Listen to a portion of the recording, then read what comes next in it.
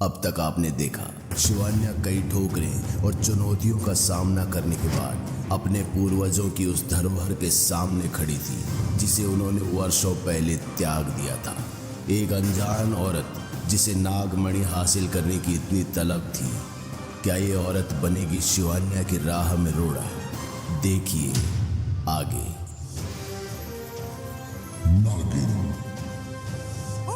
कहते हैं कोई भी बच्चा अपनी माँ की कोख से शैतान या दानव पैदा नहीं होता, पर अगर बच्चा कोख से ना निकलकर एक ऐसे भयानक और खूंखार तरीके से जन्म ले जिसकी कल्पना मानव संसार में किसी ने आज तक ना की हो, तो फिर दक्षा, जिसे गर्भवती हुए अभी ठीक से 6 महीने भी नहीं हुए थे, दर्द में तड़प रही थी और बहुत जल्द एक नवजात को जन्म देने वाली थी।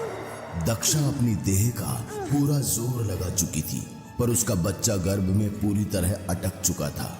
दक्षा के कई प्रयासों के बाद भी जब बच्चा बाहर नहीं आया तो अपनी चल रही सांसों को आखिरी समझ उसने अपनी आंखें बंद कर ली और हाथ जोड़ परमात्मा से अपने किए हुए पापों की माफी मांगने लगी। इससे पहले कि दक्षा मौत की गोद में हमेशा हमेशा के लिए सोती, उस कमरे का दरवाजा धम्म से खुला और प्रवेश हुआ तांत्रिक खुर्रम का, जिसका बच्चा दक्षा की कोख में था। तांत्रिक ने अपनी कमर से खंजर निकाला और दक्षा के पेट को चीरते हुए अपनी बच्ची को उसकी कोख से निकाल लिया। दक्षा के खून से कमरे की जमीन स्याह लाल हो चुकी थी। एक जिंदगी सांसें त्याग दूसरी जिंदगी को सांसें दे चुकी थी। तांत्रिक की काली माया हर संभव कार्य कर सकती है, मगर एक बच्ची को पालना और उसे माँ बाप का प्यार देना शायद असंभव था। और इत्तेफाक भी देखिए, तांत्रिक ने इस बच्ची का नाम भी माया ही रखा। जब माया की उम्र की बच्चियां गुड्डे गुड्डियों से खेल रही होती थी, तब माया कंकालों को हाथ में ले शैतानी क्रियाओं में भाग ले रही होती थी। माया का बचपन उससे इस कदर छिन गया था कि दूसरे बच्चों को देख उसे घिन आती थी और उसके रहन सहन और वेशभूषा का ढंग किसी 20-25 साल की स्त्री जैसा हो चुका था। बहरहाल समय गुजरता गया और माया की शक्तियां बढ़ती चली गईं। माया अपनी काली जादू की शक्तियों के साथ ऐसी तामसिक शक्तियों की मालकिन भी बन चुकी थी जिससे वो 4 नेत्रों से देख पाती थी और उसकी पीठ से निकलने वाले 4 पैर उसे किसी इंसानी मकड़ी जैसा आकार दे देते थे। इसी माया के रूप ने कानपुर शहर में धन दौलत से लैस कई उद्योगपतियों के चेहरे नोच और गले को रेत कर उन्हें लूटा और मुंह नोचवा के नाम से मशहूर हो गई, जिसके डर से रात को पूरा कानपुर शहर बाहर निकलने से भी डरता था। देख रही है माया बिटिया, नवाब साहब की पुश्तैनी हवेली है। जरा सोच, तूने अगर इस हवेली के मालिक को जान से मार दिया तो ये हवेली और इसमें रखी सारी धरोहर हमारी। बाबा, आज हम नहीं कर पाएंगे। पेट में मरोड़े पड़ रहे और सर दर्द से फटा जा रहा है। देख लड़की, माथा मट्ठन का, पिछले 2 महीने से देख रहा हूँ, काम में मन नहीं लगता तेरा। बोल मत, तू मेरी वजह से जिंदा है। माया अपनी उम्र की लड़कियों से बिल्कुल अलग थी, मगर ये सच भी था कि उसके शरीर में हर वो बदलाव आ रहा था जो एक बढ़ती उम्र की लड़की में आता है। माहवारी, जिसे अंग्रेजी में पीरियड्स भी कहते हैं, उसके बारे में माया को जानकारी नहीं थी और तांत्रिक, उसके लिए तो माया एक खिलौना भर थी। जब जब माया तांत्रिक के दिए काम को इनकार कर देती, तांत्रिक अपनी छड़ी से उसके तलवे और पीठ पर इतनी जोरों से मारता कि अक्सर लाल निशान कई दिनों तक रहते। कमचौत, तुझसे तो आने के बाद निपटेंगे हम। पहले इस नवाब के भतीजे को मौत के हवाले करेंगे। तांत्रिक माया के पेट पर लात मार हवेली के अंदर चला गया। माया अपने पेट को पकड़े काफी देर तक वहीं लेटी रही। अचानक गोली चलने की आवाज से वो चौकन्ना हुई और अपना पेट पकड़कर हवेली के अंदर जाने लगी। हवेली में पहुंचते ही उसने देखा कि तांत्रिक पीठ के बल सीने पर हाथ रखे मर चुका था और उसकी छाती से खून बहता चला जा रहा था। तांत्रिक के ठीक सामने एक आदमी हाथ में दुनाली बंदूक और पैरों में चमड़े के जूते पहने खड़ा था। माया के लिए कुछ भी समझ पाना असंभव था और माहवारी की कमजोरी के चलते वो बेहोश होकर गिर पड़ी। माया को जब होश आया तो उसने पाया कि वो एक नर्म बिस्तर और कंबल की गर्म ओट में थी। उसके पेट पर एक हॉट बैग रखा हुआ था। उठने की जरूरत नहीं है, लेटी रहो और परेशान मत हो, तुम यहाँ महफूज हो। तुमने तांत्रिक को मार डाला, जानते हो कौन था वो? मुझे नहीं पता वो तुम्हारा क्या लगता था, मगर मेरे लिए वो मेरी बहन और उसके बच्चों का कातिल था और न जाने कितने मासूमों का। जो आदमी एक लाचार बच्ची पर हाथ उठाए उसे कोई हक नहीं है इस दुनिया में रहने का। और आखिर क्या लगता है वो तुम्हारा?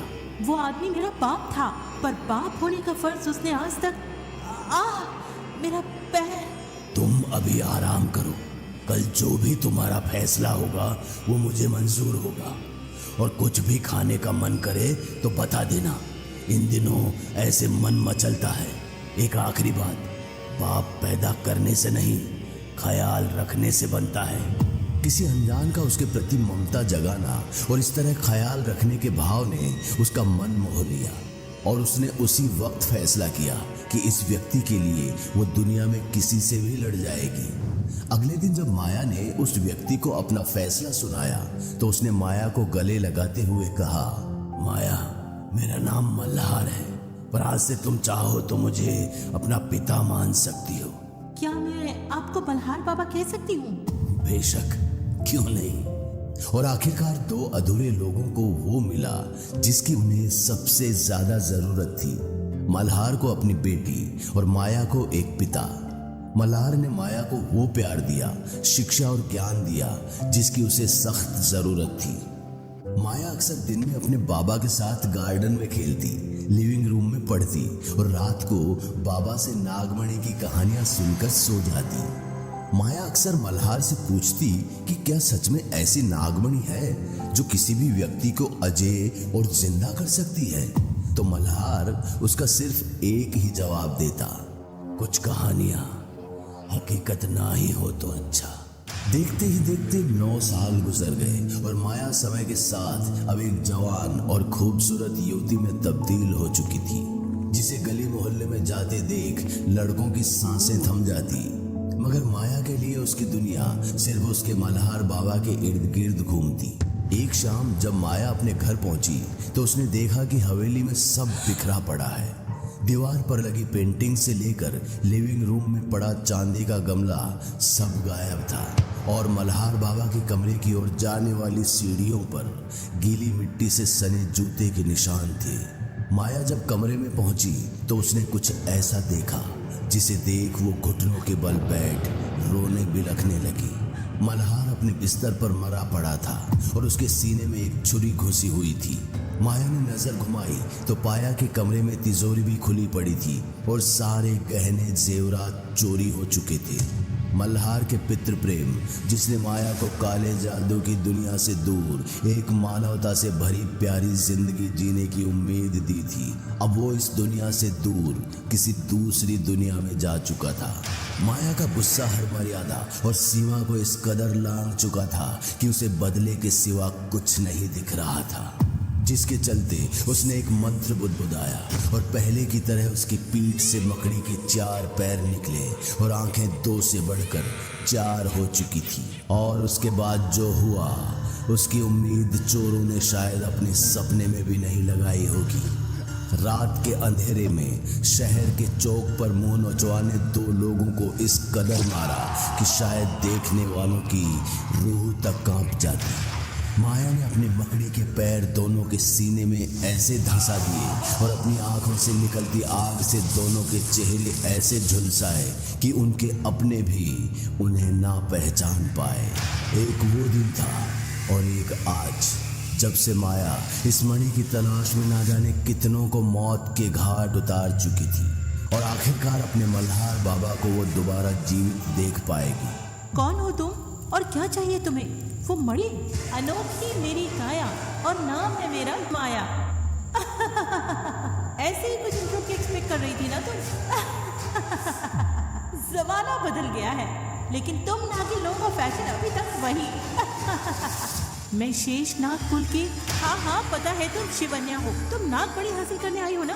बिना तुम्हारे रक्त के इस नाग लोक का द्वार खुलेगा नहीं, वगैरह वगैरह वगैरह सब पता है मुझे। तुम ये सब कैसे जानती हो? मुंह खोलना है तो कुछ ओरिजिनल नया पूछो। क्या वही घिसे पिटे सवाल? बहन मेरी मान तो नागमणि लेने से पहले कुछ अच्छे कपड़े ले ले, थोड़ा फैशन सेंस सुधर जाएगा। बस कर अपने उपहास नादान लड़की, मैं आखिरी मौका दे रही हूँ। चली जा वरना जान से मारी जाएगी। तेरे जैसी नागिन को तो पकाकर नाश्ते में खाती हूँ मैं। माया के इतना कहते ही शिवान्या के सब्र का बांध टूट पड़ा और उसने अपने नागिन के रूप में आ माया को अपनी पूंछ में लपेट लिया। परंतु वो इससे पहले उसे डाकुओं की भांति मसलती माया का पूरा शरीर एक क्षण में हजारों मकड़ियों के एक समूह में तब्दील हो गया, जो उसकी गिरफ्त से छूटते ही इधर उधर भाग निकला। शिवान्या इससे पहले परिस्थितियों को समझती अचानक सारी मशालें जो नागलोक के द्वार के पास पड़ी थी जलकर अचानक से बुझ गई और चांद भी बादलों में छुप गया। इस गहरे सन्नाटे में कुछ सुनाई दे रहा था,